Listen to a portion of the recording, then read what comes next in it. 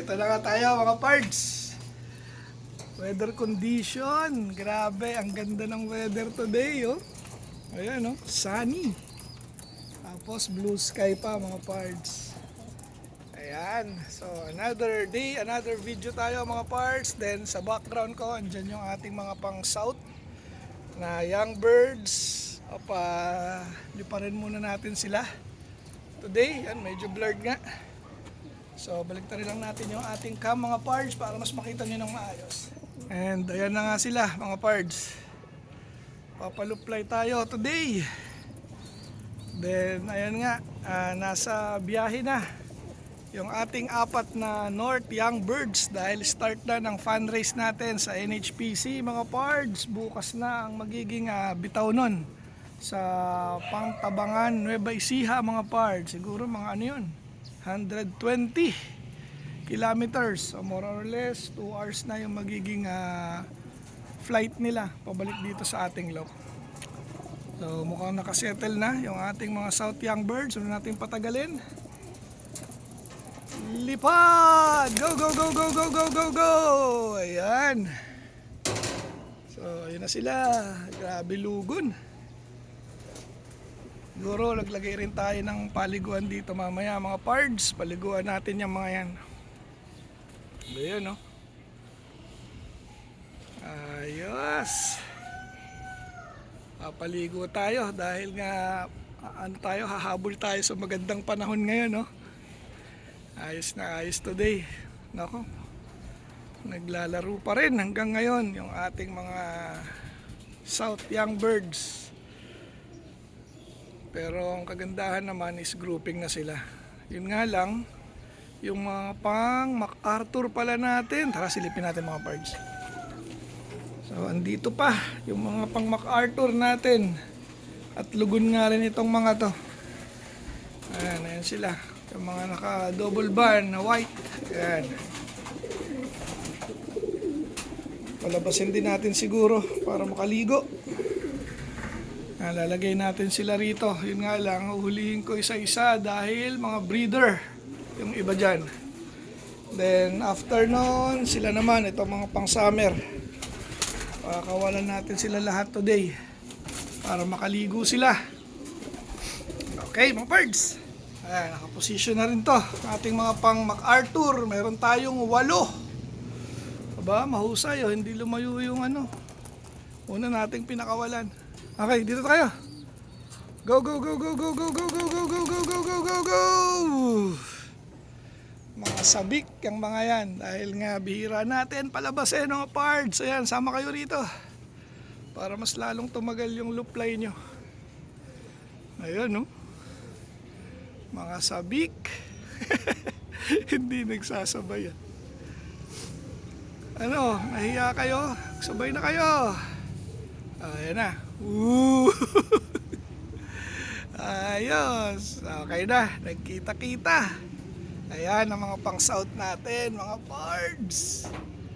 Sana ay umayon ngayong season. Yung ating south mga pards, babawi tayo. Okay, palakas kayo. Tapos lalagay tayong tubig para makaligo sila mga pards. Mukhang si Daggett 8004 ito Ano ba yan? May kabobohan at katamaran ng ibon na to. Ano ba? Daggett 8004. Ayun nagliliparan pa sila Ikaw hingal na hingal.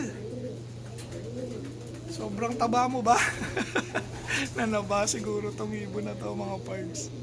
Ayan very good sila Hindi lumalayo. Yan muna ang gusto natin, wag muna sila lumayo. Yan mga pards, ito nga yung ginagamit nating pampaligo sa kanila. Naglalagay tayo ng Himalayan salt. Grabe, joke lang. Iodized salt lang mga pards. So sabi nga rito, pure basics. So, basic na basic.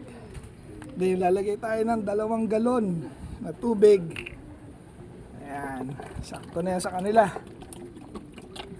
Pag nagbabaan na yun, ayan, nagliliparan pa rin. Pag nagbabaan na yun sila, saka natin papalabasin tong pang summer. Ayan, oh. Tamang-tama, oh. Weather condition, napakaganda. Tapos mamayang hapon, bibira ng lakas ng ulan. Pero syempre, okay lang yan. Para malamig sa gabi. Ayan. So, sakto, 2 galon. Then, papalabasin na natin. Ay, mamaya pa pala. Baka sumabay pa. Ayan, oh, nagliliparan. Baka sumabay, delikado. Ayan, oh. Marunong naman na yung mga pang summer natin. Ayan, dami nagbabaan. Marunong naman na sila. Pero syempre, hindi pa pwede na sumama rito sa mga to. Ayan, oh. Then mga tanghali, pasukan na yan mamaya. Napakain tayo. Okay. So ready na kayo, ha. Tayin ko lang bumaba yung mga pang south. Ayan mga pards. Clear na ang himpapawid. Nagbabaan na sila lahat. Ngayon, palabasin na natin yung ating mga pang summer. Para makasabay nga sila sa paligo, mga pards. Ayan, yung mga tipler natin, nabawasan tayo ng isa. Ito, nawala yung kapatid niya. Ayan, labas. Oh, go. Tapos na rin, makaligo rin kayo. Ayun, ano ba? Nagrondahan pa yung iba. Oh, 1, 2, 3. Sila. Then palabasin na rin natin yun nandito.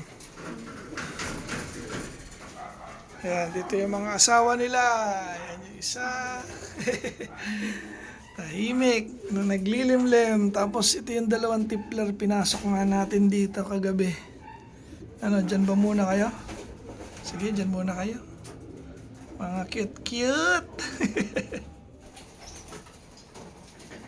Ayan na mga pards, papakain na tayo. Eto na sila, oh. Kita na akong pumasok sa loob, pasukan na rin. Tapos nakabalik. Eto, nakabalik yung nawala na tipler natin. Gutom na gutom ngayon, oh. Ayan, marunong na ngayon siya. Tara. Ayan, kabilaan. Makuhuli na lang tayo, yan ang problema eh. Pag gutom na gutom, di alam ko saan papasok.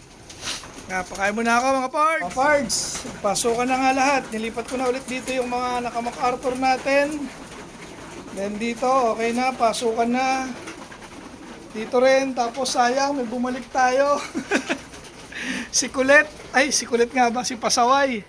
Andito na sa loob, nagulat lang ako. Dahil nga kamukha lang mga ibon ko, tapos biglang pumitik palabas ulit. So, tingnan natin kung babalik siya mamaya ulit. Grabe yung ibon, palugon na. Kulit nung ibon na yan. Hindi umamo rito, sa ibang loop umamo. Pero pumapasyal-pasyal naman.